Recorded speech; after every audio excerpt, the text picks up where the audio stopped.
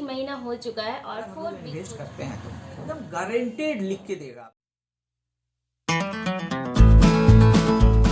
Hello everyone, welcome back to our channel. ये है जिंदगी। और 1 महीना कैसे बीत गया वो बिल्कुल भी नहीं पता चला। क्यों प्रतिदेव जी? बिल्कुल 1 महीने से हम लोग ये सीरीज मतलब इस सीरीज को स्टार्ट किए हुए 1 महीना हो चुका है और 4 वीक हो चुके हैं।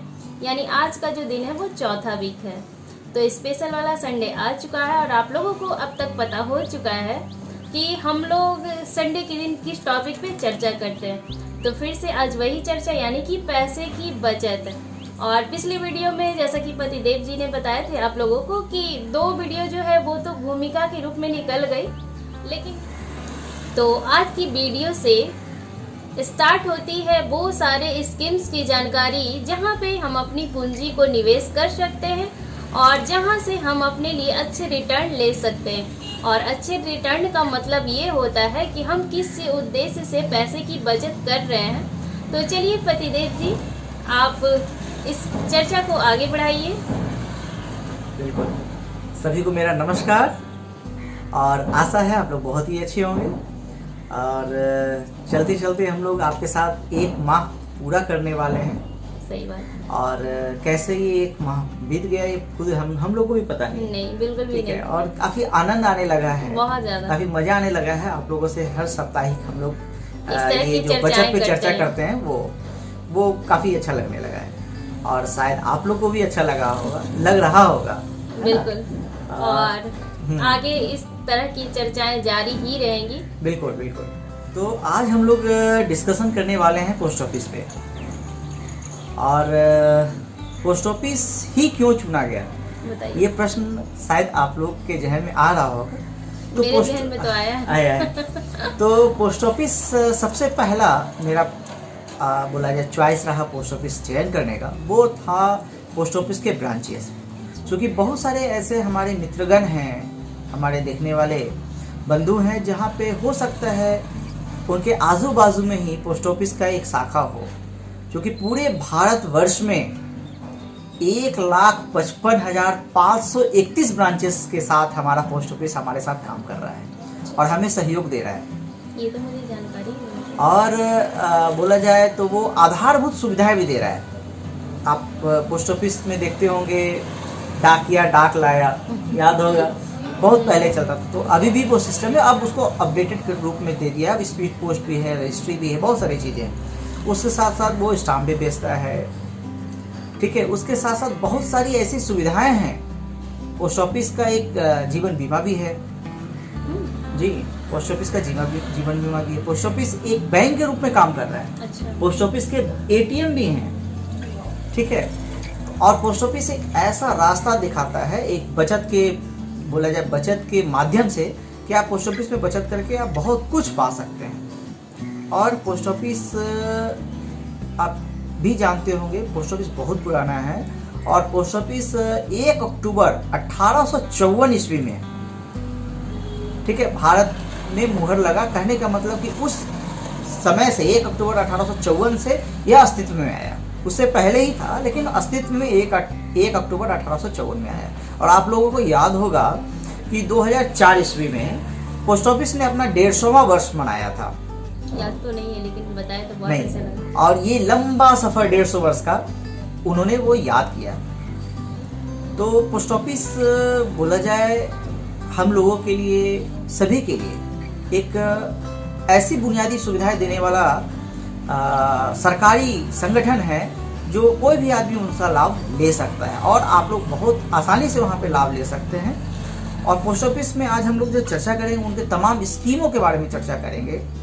और स्कीम में कितना ब्याज मिलता है, कैसे आप उसमें इन्वेस्ट करेंगे, कैसे उससे आप लाभ ले सकते हैं, आज हम उस पर डिस्कशन करेंगे। तो सबसे पहले पोस्ट ऑफिस में क्या क्या हो सकता है। तो पोस्ट ऑफिस में RD है। सबसे पहले तो बचत खाता खोल सकते हैं, सेविंग अकाउंट है ना। उसके बाद RD है, यानी रेकरिंग डिपॉजिट हम लोग कर सकते हैं। उसके बाद टर्म डिपॉजिट भी हम लोग कर सकते हैं। उसके बाद हम वहाँ पे PPF भी ले सकते हैं, NSC भी ले सकते हैं, पब्लिक प्रोविडेंट फंड बोलते हैं वो। आप 15 साल के लिए, लेकिन वो पैसा लॉकिंग हो जाता है, अभी हम लोग डिस्कशन करेंगे उसमें। उसके बाद उसमें आप NSC भी ले सकते हैं, नेशनल सिक्योरिटी सर्टिफिकेट जो होता है वो भी आप इन्वेस्ट कर सकते हैं। उसके बाद आप ये वरिष्ठ नागरिकों के लिए सीनियर सिटीजन सेविंग स्कीम्स वो पोस्ट ऑफिस के अंदर है। और सबसे प्यारा और सबसे चहीता जो हमें बहुत अच्छा लगता है वो है सुकन्या समृद्धि। लड़कियों के लिए बहुत बेहतर है। जो बच्ची हैं, जो छोटी बच्ची हैं, उस पर सरकार, ये आपके नरेंद्र मोदी साहब ही इसको लॉन्च किए थे, और इस पे सबसे ज़्यादा ब्याज सुकन्या समृद्धि योजना पे मिलता है। और साथ ही साथ ये जो राशि आप जो पेरेंट है, जो अभिभावक हैं, जो गार्जियन हैं, जो अपने बच्चों के लिए, यानी सिर्फ और सिर्फ लड़कियों के लिए, बेटियों के लिए ये है योजना। इसमें अगर आप इन्वेस्ट करते हैं तो आपको 7.6% सालाना ब्याज की दर से आपको भुगतान किया जाता है। 7.6 यानी बहुत ज़्यादा है। आप वहीं अगर देखेंगे, हाँ बोलिए, इसका जो मिनिमम अमाउंट होगा वो कितना होगा? 250 रुपया। 250 रुपया सालाना। अगर साल भर में भी 250 रुपये जमा करते हैं तो भी आप इसमें जमा कर सकते हैं। और मैक्सिमम की कोई लिमिट नहीं, लेकिन 1.5 लाख रुपए तक इसको रखा गया है कि आप 80C का बेनिफिट लेने के लिए 1.5 लाख रुपए तक आप इसमें जमा कर सकते हैं। ठीक है, तो आप ये मान के चलिए कि सेविंग में हमें कितना मिलता है। तो सेविंग अगर हम मान लिया जाए बचत खाता बैंक में की जगह पे पोस्ट ऑफिस में करते हैं तो हमें उस पर 4% ब्याज की राशि प्राप्त होती है जो सालाना है। RD करते हैं तो RD हमें RD अगर हम देखें तो RD 5.8%, 5.8% की दर से वो देती है, लेकिन वो क्वार्टरली कंपाउंड करती है। ठीक है, रेकरिंग डिपॉजिट। तो जब लास्ट में मैच्योरिटी समय जाएंगे तो शायद इससे ज़्यादा पैसा आता है। हमको 5 साल का होता है, RD 5 साल का होता है। उसी प्रकार हम PPF देखें तो PPF 15 साल का लॉकिंग पीरियड होता है, और PPF पे आपको जो राशि मिलेगा वो है 7.1%। 7.1 यानी 7.1% वो वार्षिक है ना, वो वार्षिक आपको आय प्राप्त होगी। और एक प्यारा, एक देखिए दिमाग से निकल गया था, एक प्यारा पोस्ट ऑफिस का एक स्कीम होता है किसान विकास पत्र, याद होगा, और आप लोगों को याद, हाँ बिल्कुल याद होगा। बहुत ही प्यारा और बहुत ही चहेता है लोगों का। तो उसमें कोई भी, हाँ कोई भी आप इन्वेस्ट कर सकते हैं। कम से कम 1000 रुपये का भी एक KVP ले सकते हैं, मल्टीपल ऑफ 1000, यानी 1,000 रुपये पे मल्टीपल पे जा सकता है। अगर आपको लग रहा है 2000 का लेना है तो 2000 का ले सकते हैं, 3,000 का 3,000 का ले सकते हैं, लेकिन 3500 का नहीं ले सकते हैं, 3200 का नहीं ले सकते हैं। आपको लेना होगा तो 1000, 2000, 1000 के गुणांक में, मल्टीपल में ही हम लोग उसमें इन्वेस्ट कर सकते हैं और वो प्रपत्र ले सकते हैं। लेकिन उसका लॉकिंग पीरियड वो 124 महीने का है। 124 महीने का है। और उस पर कितना मिलता है? तो उस पर हमें मिलता है 6.9% की ब्याज दर से। तो ओवरऑल अगर हम, हाँ ईयरली, अगर ओवरऑल हम देखें तो पोस्ट ऑफिस अपने आप में बहुत सारी चीज़ें समेटा हुआ है जो हम लोगों को बहुत ही लाभान्वित करता है अगर हम लोग इन्वेस्ट करते हैं तो। और एक स्कीम, इसमें एक स्कीम सुरक्षित भी, हाँ, और सबसे ज़्यादा सुरक्षित है क्योंकि पोस्ट ऑफिस जो है वो भारत सरकार की है। इसमें एक स्कीम और निकल गई, अभी हम लोग सिस्टमेटिक ढंग से चर्चा करेंगे। एक चीज़ और, मैंने आपसे MIS के बारे में चर्चा नहीं की, यानी MIS यानी मंथली इनकम स्कीम, ऐसा स्कीम जिसमें आप एक मुश्त राशि इन्वेस्ट करते हैं और वहाँ से आप एक फिक्स्ड इनकम, चाहे वो आप क्वार्टरली ले सकते हो, चाहे वो मंथली ले सकते हैं, चाहे वो आप ईयरली ले सकते हैं, हाफ ईयरली ले सकते हैं, वो आपके ऑप्शन पे डिपेंड करता है, आपकी इच्छाएं पे डिपेंड करती हैं। वहाँ से आप वो राशि प्राप्त कर सकते हैं। ये उन लोगों के लिए है जो रिटायर्ड हैं या रिटायर्ड हुए हैं, उनको एक अच्छी खासी मोटी रकम मिली है, वो पोस्ट ऑफिस में MIS करके वहाँ से एक निश्चित राशि प्राप्त कर सकते हैं। वो राशि कितनी मिलती है? तो MIS में आपको 6.6% की ब्याज दर से आपको राशि मिलेगी। इसमें लेकिन एक शर्त है कि अगर वो इंडिविजुअल हैं, अगर मान लिया जाए मैं इन्वेस्ट करना चाह रहा हूँ MIS में, तो सालाना 4.5 लाख रुपए से अधिक की इन्वेस्टमेंट नहीं कर सकता हूँ। और अगर मैं ज्वाइंट करना चाह रहा हूँ, यानी अपनी वाइफ के नाम को अपने अकाउंट में जोड़ दिया, तो उसमें 9 लाख रुपया। तो एक तरह से 2 लोग से ज़्यादा के लिए भी कर सकते हैं, फिर अलग खाता होगा। जनरली 2 ज्वाइंट ही अकाउंट के लिए 2 ही अकाउंट आपका रहेगा। तो 2 लोगों के लिए 9 लाख और सिंगल अकाउंट है तो 4.5 लाख ही इन्वेस्ट आप कर सकते हैं।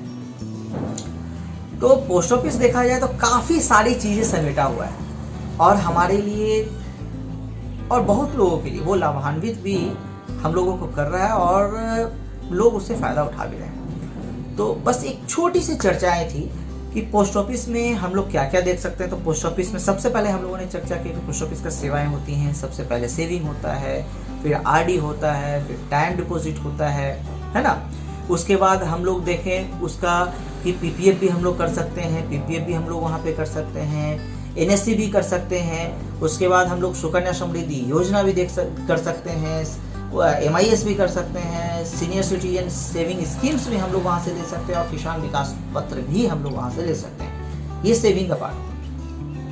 उस पर हम लोगों ने ब्याज भी देखा कि कितना कितना ब्याज मिलता है। तो ब्याज में हम लोगों ने देखा कि सेविंग पे 4% का ब्याज हमें मिलता है, आरडी पे हमें 5.8% का ब्याज मिलता है, टीडी अगर करते हैं टर्म डिपॉजिट तो वो हमें 5.5% की ब्याज हमें प्राप्त होता है। और सीनियर सिटीजन सेविंग स्कीम अगर कोई लेते हैं, सीनियर सिटीजन में ध्यान रखिएगा, सीनियर सिटीजन का मतलब 60 साल से या 60 साल से अधिक है ना।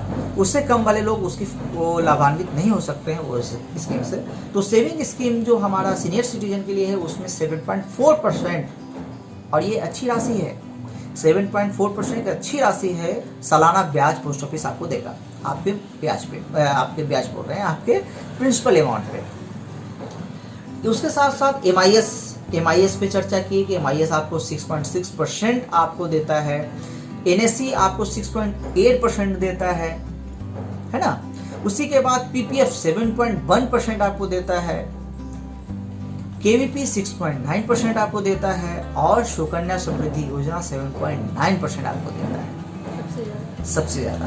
तो ओवरऑल आप देखेंगे तो सबसे ज्यादा पैसा सुकन्या समृद्धि योजना पूरे पोस्ट ऑफिस में सबसे ज्यादा पैसा सुकन्या समृद्धि योजना। ये भी तो बात है ना कि सुकन्या समृद्धि योजना जो है वो केवल बच्चियों के लिए है, बेटियों के लिए है, बच्चियों के लिए है, उनके भविष्य निधि के लिए है। और जब वो मेच्योर होते हैं यानी 18 साल के होते हैं तो आप विड्रॉ कर सकते हैं या फिर शादी के 6 महीना बाद भी विड्रॉ कर सकते हैं। ठीक है, वो उसमें बहुत सारा ऑप्शन बना हुआ है, 3-4 ऑप्शन है वहाँ पे। ऐसा नहीं कि आप पैसा नहीं निकाल सकते हैं, आपातकालीन स्थिति में आप पैसा निकाल सकते हैं, लेकिन वो पैसा बच्ची को ही मिलेगा, है ना। क्योंकि बच्ची को इसलिए मिलेगा क्योंकि बच्ची के भविष्य निधि के लिए आप सपना संजोग के आप वहाँ पे बचत कर रहे हैं और कहीं ना कहीं ध्येय है उनकी शादी के लिए, उनके पढ़ाई के लिए, हायर एजुकेशन के लिए। तो इसीलिए उसमें थोड़ा सा लॉकिंग पीरियड भी है। तो मोटा मोटी ये हमारी बात है पोस्ट ऑफिस पे।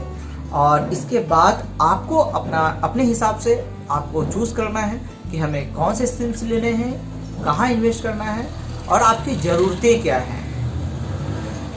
3 चीज़ वो आप पे डिपेंड करता है। उसके बाद वो स्कीम जो मैंने आपको बताया वो आप आसानी से चूज कर सकते हैं और एक आसानी से अपने पोस्ट ऑफिस में जाकर एक बचत खाता खोल सकते हैं, या बचत खाता नहीं भी खोलते हैं तो आप डायरेक्ट वो स्कीम की शुरुआत खुद से कर सकते हैं।